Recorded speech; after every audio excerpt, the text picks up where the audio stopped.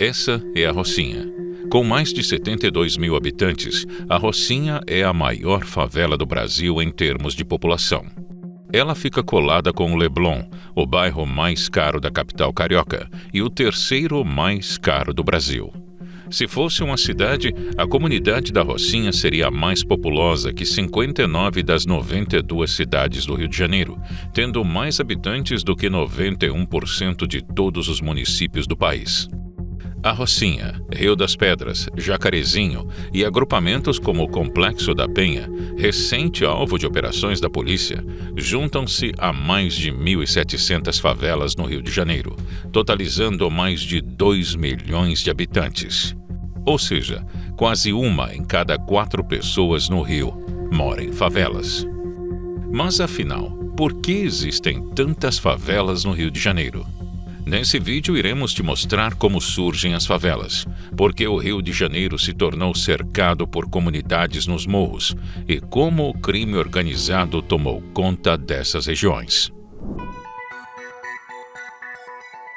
As favelas surgem inicialmente por um problema simples: mais moradores do que a oferta de casas e apartamentos acessíveis na cidade conseguem suportar. Dá uma olhada nessa foto.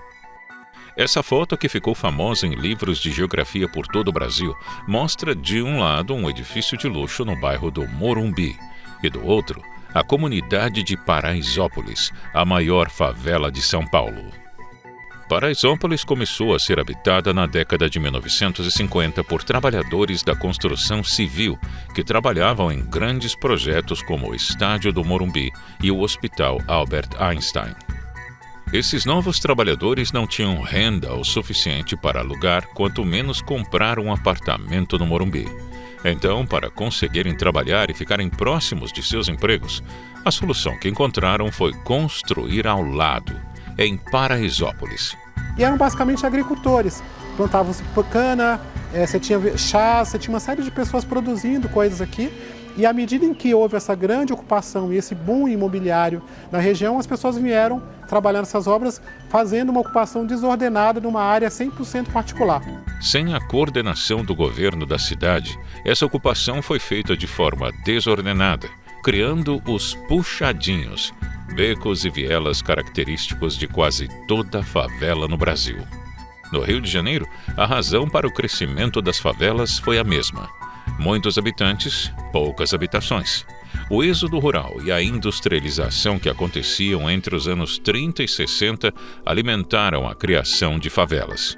Mas no Rio, uma barreira natural deixou esse processo único. Quando uma cidade cresce, tem duas formas de acomodar os novos moradores. Para cima, construindo prédios mais altos com mais apartamentos nos bairros que já existem. Ou para os lados, criando novos loteamentos que se tornarão novos bairros. No Brasil, a primeira opção raramente é tentada. Associações de moradores em bairros centrais e bem localizados protestam contra o adensamento. E leis de zoneamento muitas vezes impedem a construção de prédios altos com muitos apartamentos, exceto em regiões muito específicas. Isso quer dizer que, quando uma cidade no Brasil cresce além da capacidade de planejamento urbano da prefeitura, as novas comunidades geralmente se criam na margem do município. É daí que vem o termo marginalizadas. Mas como criar comunidades nas margens de uma cidade cercada por morros e florestas, como era o Rio no início do século XX? A resposta foi construir nos morros. Se estiver gostando do vídeo, deixe um like. Isso sinaliza para nós que você assistiu até aqui e que podemos seguir produzindo mais conteúdos neste formato. A primeira favela no Brasil foi o Morro da Providência, no Rio de Janeiro. Ela surgiu no final do século XIX, quando habitantes do cortiço Cabeça do Porco perderam suas casas para a construção de um túnel. Sem indenização e sem ter para onde ir, eles ocuparam o morro e construíram ali suas novas moradias. A partir disso, a ocupação se intensificou. Soldados que lutaram na Guerra de Canudos não receberam as casas prometidas pelo governo como recompensa pela vitória e também ocuparam o morro para construir suas novas habitações. Outro evento catalisador foi a reforma urbanística de Pereira Passos, prefeito da cidade na época, conhecida como Bota Abaixo. Um projeto de modernização urbana no Rio de Janeiro entre 1902 e 1906 que visava sanear e embelezar a cidade, inspirando-se em modelos europeus como os de Paris. Contudo, a reforma teve um forte impacto social. A demolição de cortiços e moradias populares no centro da cidade, sob o pretexto de modernizá-la, desalojou milhares de famílias de baixa renda. Sem indenização ou alternativas de moradia acessível, essa população foi forçada a migrar para áreas mais distantes e desvalorizadas, especialmente para os morros e a periferia, onde começaram a construir seus próprios barracos, dando início ao processo de favelização. A origem das favelas no Rio de Janeiro carrega, até hoje, marcas desses eventos. Formadas inicialmente em grande parte por ex-escravos, as favelas têm uma proporção maior de pretos e pardos do que o resto da população brasileira. E com seus primeiros habitantes se sentindo traídos e abandonados pelo governo, as favelas se tornaram um terreno fértil para a desconfiança do Estado. Some isso à falta de alcance do poder público em garantir infraestrutura, asfaltamento, saneamento básico e segurança pública para essas regiões por décadas. O vácuo de poder eventualmente foi ocupado por um Estado paralelo. E quando a gente fala na construção dessa territorialidade, eu fiz menção anteriormente que o primeiro esse de esforço é a imposição do sistema normativo. Determina aquilo que pode e aquilo que não pode ser feito no nível local. Isso se dá por meio da imposição de um sistema de justiça que ele é 100% informal. Ele é quase sempre muito brutal, mas ele é ágil, crível, previsível e eficaz. Tudo aquilo que a justiça ofertada pelo Estado não consegue ser. É aquilo que normalmente, vulgarmente, é chamado de tribunal do tráfico. Então, o tribunal do tráfico é um instrumento de coerção, que, aliado com outras técnicas de cooptação, vai subtraindo progressivamente a legitimidade do Estado dentro daquele espaço segregado. E para quem nunca viu ordem na vida, para quem não conhece o Estado, o município, isso passa a ser um apelo sem igual. Imagina, você nasceu numa periferia do Rio de Janeiro, uma imundície, pichação nas paredes, o lixo abandonado. Aí chega lá um traficante e chama o morador e fala, ó, quem colocar lixo aqui na rua vai pagar uma multa de R$50. E quem colocar pela segunda vez vai tomar uma coça. Aí, para piorar as coisas, esse traficante, no Dia das Crianças, manda comprar 5.000 brinquedos. E não é brinquedo vagabundo, não, é bicicleta nova, é boneca bonita, arrumadinha. E faz uma festa e distribui isso para a comunidade. Pronto. Esse traficante virou um herói no local. E vai convencer esse morador que esse traficante não é do bem. A missão era assim, o bens que queria, dinheiro, assaltar banco, carro forte, essa situação para poder sustentabilizar as favelas, ajudar as pessoas nas comunidades e levar o de melhor para a comunidade. E assim as comunidades abraçavam aquela rapaziada porque tinha uma ideologia bacana de cuidar daquele povo das favelas, né? Porque a única forma de entrar algumas coisas para a favela, como sempre foi e como é até hoje, era através do crime e dos criminosos da favela, né? Porque a gente sabe que o Estado nunca levou nada para a favela e nunca vai levar. Segundo a Polícia Civil, em 2020, o Rio de Janeiro tinha mais de 1.400 favelas dominadas pelo tráfico. O levantamento encaminhado ao Ministério da Justiça e ao Supremo Tribunal Federal mostra que o crime organizado controla 1.413 favelas no Rio de Janeiro.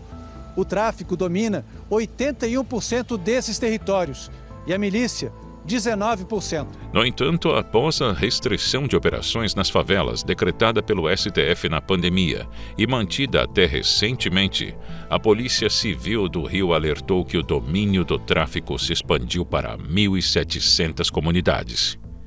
Um estudo recente também mostrou que o comércio de cocaína pode render até 335 bilhões a facções no Brasil, quase 4% do PIB do país. Nesse sentido, a mega operação da Polícia Militar do Rio de Janeiro no Complexo da Penha pode ser vista como uma tentativa de lutar contra essa presença criminosa. Os habitantes das favelas do Rio que não conseguem se mudar são obrigados a conviver com o tráfico diariamente, em uma situação de domínio territorial entre facções onde a presença do Estado não chega. Uma pesquisa mostrou que o domínio de grupos armados no Rio dobrou em 16 anos. A principal facção criminosa que cresceu foi exatamente o Comando Vermelho. O estudo divulgado nesta segunda-feira mostra que em 16 anos o número de áreas que são controladas ou pela milícia ou pelo tráfico de drogas aumentou mais de 115%, ou seja, mais que dobrou. A gente tem uma situação territorial importante. Quando você tem, não pode entrar ali. Como não pode entrar ali? Não pode entrar ali porque é da facção tal. Então tem um problema territorial. O problema territorial é um problema nacional de soberania. Entendeu? Então não é mais uma questão dos munícipes do Rio de Janeiro ou do Estado do Rio de Janeiro, é uma questão nacional. Povo e território são os elementos materiais do Estado. O Estado exerce seu poder soberano, seu poder de império sobre os seus elementos materiais. E essa soberania se reveste de legitimidade na medida em que ela é orientada para a promoção do bem comum. Ora, se eu tenho um ator não estatal exercendo influência direta sobre povo e território, a soberania do Estado dentro daquele espaço segregado, ela perde as suas características. Isso leva a uma imposição da renegociação das condições de existência do Estado dentro daquilo que Bartosz Stanisławski, ironia, chamou de black spots, ou seja, buracos negros. No hemisfério norte, costumam chamar de no-go zones.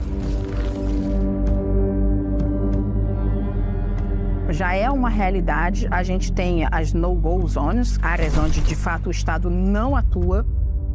Você tem lugares, e há muitos anos, que, por exemplo, oficiais de justiça não vão. Então, se eu, como juíza, der uma determinada ordem, e não é uma ordem criminal, é uma ordem de uma pessoa pagar alimentos para os seus filhos, uma ordem para ela ser intimada, para ela comparecer a um determinado local, o oficial de justiça não vai.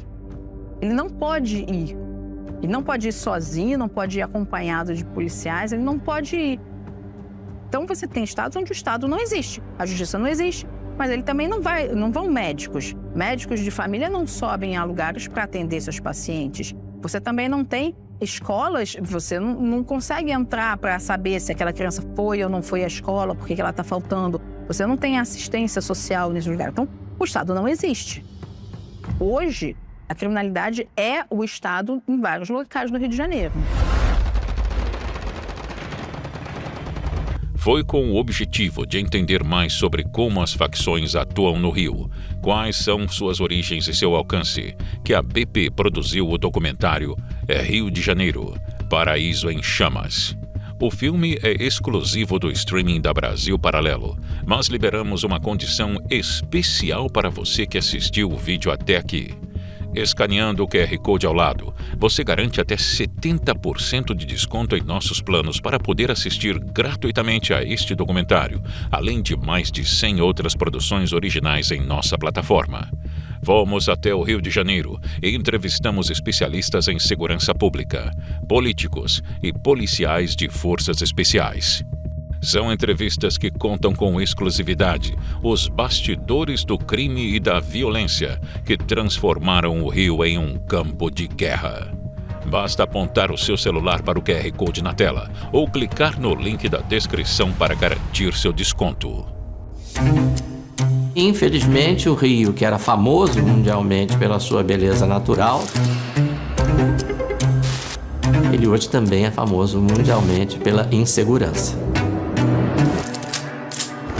Parece um vídeo de guerra de algum país do Oriente Médio, mas é a cidade do Rio de Janeiro. Tá vendo a barricada ali? A rua tá fechada, ó. Quem romantiza o tráfico é uma pessoa irresponsável e beira a criminalidade. Quem mandou atender o telefone celular na rua? A conta da incompetência do Estado na vítima, né? Teve intervenção, depois teve as UPPs, e não existe políticas públicas de segurança, nada certo. A gente comprava caminhão de fuzil, o cara deixava lá quantos fuzil a gente queria. Era vendido que nem bala. Para a facção, o que importa é o território.